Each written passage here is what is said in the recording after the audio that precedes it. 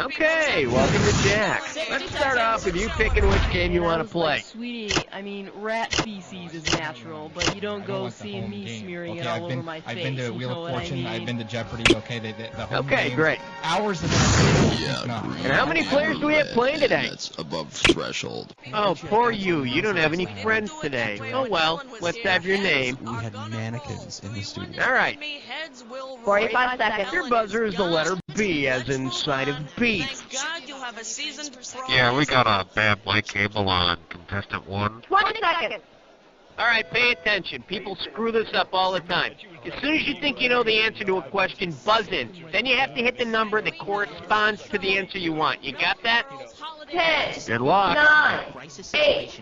And get rid of the desktop. 5. Take it to black. 4. Here we go. 3. Timothy, don't just play God, be God. Daddy.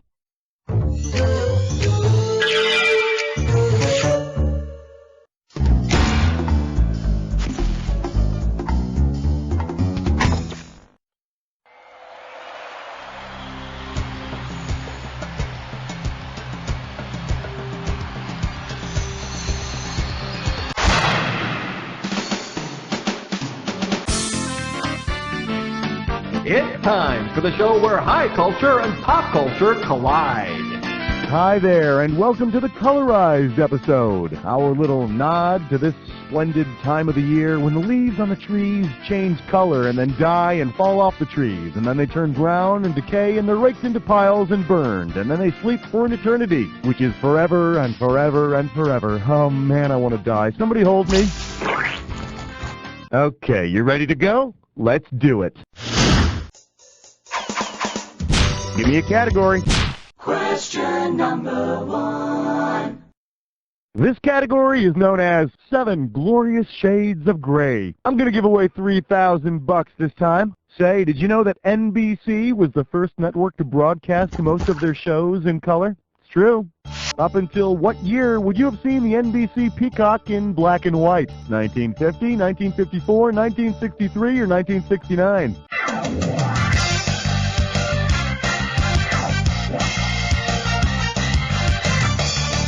The NBC Peacock appeared in black and white until the 1954 television season. So, wait a minute, before 1954, if peacocks were black and white, does that mean that one day zebras will be in color? All right, pick a category.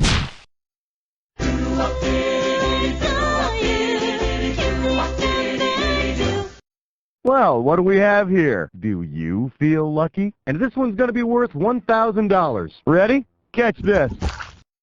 If General Mills, you know, the folks that make that one cereal with the different colored marshmallow shapes, well, if they wanted to market a pro-gay cereal, which of these marshmallow shapes would they most likely include? Pink triangles, blue circles. The pink triangle is one of the symbols used to represent the gay community. But I don't know how you could possibly market a cereal as gay. Maybe some religious leader has an idea or two. Time to pick a category. Who will answer question 3? I believe this one is called Channel Surfing with Picasso. You get it right, I'm putting you up $2,000. Flex those fingers, here it comes. Considering the subjects of his paintings during his rosy period, Picasso painted harlequins and circus performers.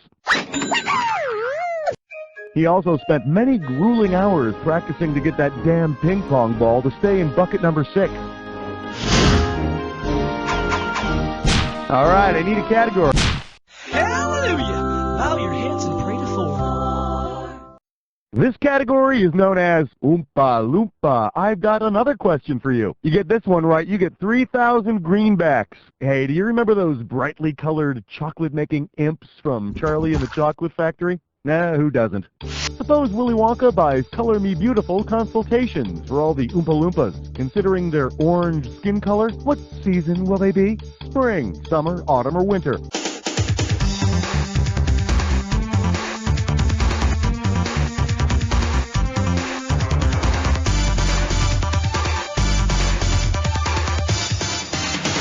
Oh, that orange skin makes Oompa Loompas natural autumns.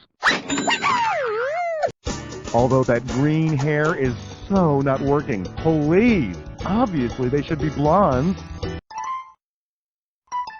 Welcome back. It's time to play round 2, where the values are doubled.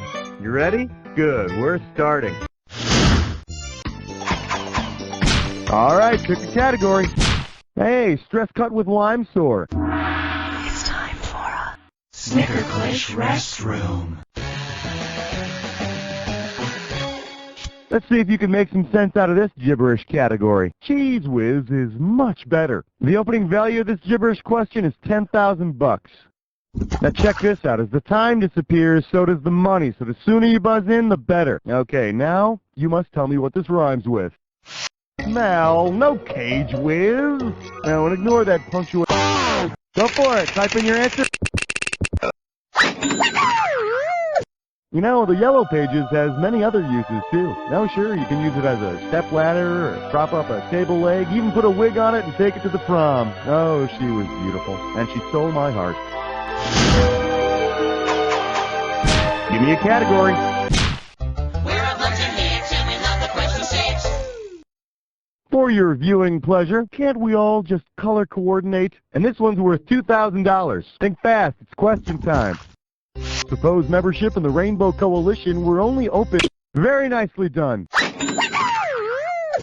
Of course, magenta people do enjoy some special privileges. For instance, they get to check both the purple and red boxes on their census form. All right, I need a category. 7, lucky, lucky 7. We're calling this one, You Aren't Anything Except a Hound Dog. You want 6,000 bucks? Give me your right answer. Eyes forward, we're going. If the group Color Me Bad to Death decides to correct its grammatical errors and change its name to Color Me Badly, what should it retitle its first hit? Nothing can be compared to you. Up is How I Want to Sex You. Isn't that a shame? Or take Color Me Bad's first hit, I Want to Sex You Up. Remove that bothersome phrase-ending preposition, correct the spelling, and up is How I Want to Sex You. Or should that be, I want to sex you upwards? I want to sex you vertical? I need you above for the sex. Yeah, let's come back to this one. Time to pick a category. 2, 4, 6, 8. Question 8 is jailbait. Go 8. Well, what do we have here? Take exit fun to get to Rainbow Land. And this one's going to be worth $2,000. Okay, so they tell me on these color wheel things that colors actually have opposites, right? Like red is opposite to green, or orange to blue, and so on, okay? So riddle me this, freak. Who was Rainbow Bright's evil arch-nemesis? Mr. Gloomy, Purple Pie Man, Murky Dismal, or Leprechaun Lou?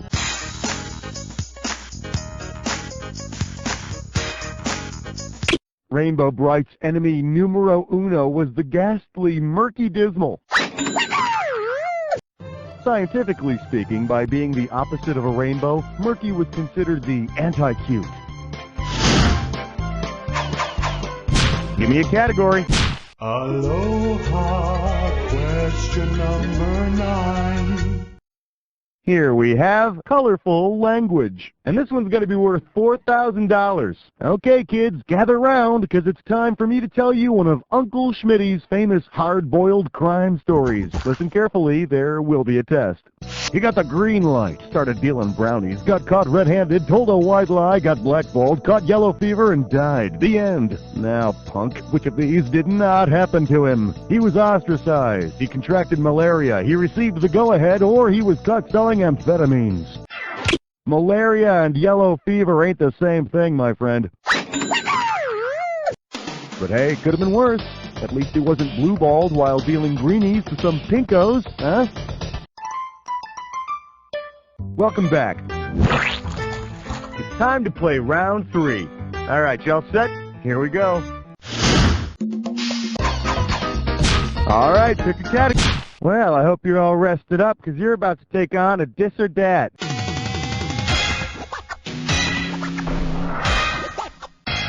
The category for this dis or dat question is, either way, you're cruising for a bruising. Okay, open your eyes and... Oh, you already know how to play. Fine, you got 30 seconds. You ready? Let's dance. Azure, black or blue? Ebony? Raven. Lapis Lazuli. Sable. Sapphire. One more. That'll do it. Perfect. And with time to spare, no less. Here you go. Congratulations. Let's move on. Time to pick a category. It's 11 minus 1 plus 2 minus 1 is 11. For your enjoyment, when teen idols attack. You get it right, you get 2K. Hey, do you remember that movie that had the, jeez, I can't remember the name of it. Buzz in and help me out here, will you? It's the movie from the 80s. It's got the guys in it with the Dirty Dan, the Patrick Swayze guy, and C. Thomas Howell, and that guy who's always with the trouble, Charlie Sheen. That was the Russians and Cubans invade the U.S., and these guys are in a small town, and they shoot it. It was like Radon Chong, or, sounds like that. What's the name of the freaking movie? Damn, you must be in some kind of big hurry. I'll tell you what, I won't waste your time reading the question then. Liar. You big liar! You knew that answer! You saw this one before! You sat there! You know somebody who works here! Fine. Fine. Here, take the freaking cash. Like it's real. Anyway, suppose the guys from Red Dawn start a sequel called Red Donnie and Marie, because it's also the... Hey, stop the music. Hey, I'm just getting to the question. See, this is exactly what I was talking about in the employee counseling meeting. Great. All right, I need a category. Well, let's delve into question 12. For your viewing pleasure, this limo has a fully stocked deli counter. I'll give you 4,000 clams for this bad boy. Hey, do you remember those ads for Grey Poupon mustard, where the one guy would pull up next to the other and say, "Pardon me, do you have any Grey Poupon?" Imagine a car pulls up next to you and asks, "Pardon me, do you have any gray matter?" Technically, what are they asking you for? Your brainstem, your brain nerve tissue, your cerebellum, or your basal ganglia.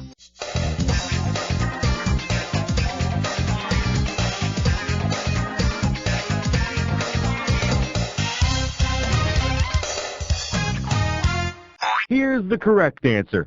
But of course, it's brain nerve tissue. And let me tell you, nothing tastes better on a ham sandwich than some smeared brain nerve tissue. It truly brings the flavor to life. All right, pick a category. Look at the green. It's 13. Let's see what we got going. Thus saith Papa Smurf. How does $4,000 grab you? And now, your question. Because he's generally pictured as being the color blue, who would most likely be the spiritual leader of the Smurfs? Booty Smurf, Krishna Smurf, Yahweh Smurf, or Jesus-y Smurf?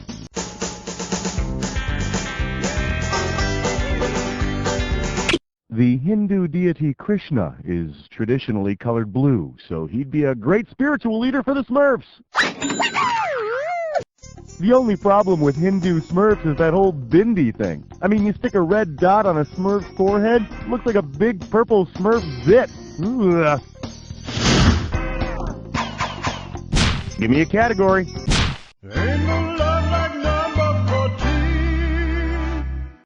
This one's called, I Thought Only Markers Were Magic. Heads up, this one's gonna be $6,000. So you know that book, Harold and the Purple Crayon? About this kid Harold, who gets a purple crayon? If you gave Harold Pinter a magic purple crayon, what would he most likely do with it? Write a play, draw a... Harold Pinter is the British playwright who wrote The Caretaker, The Dumbwaiter, The Birthday Party, a bunch of others. You know, but it doesn't matter who you are. You get that magic crayon, the first thing you draw is a hot tub and a ticket to Disneyland. I know. Welcome to the Jack Attack. Oh, you already know how to play. Well then, here's your clue. A stain on your character. Better there than on your pants, that's what I say.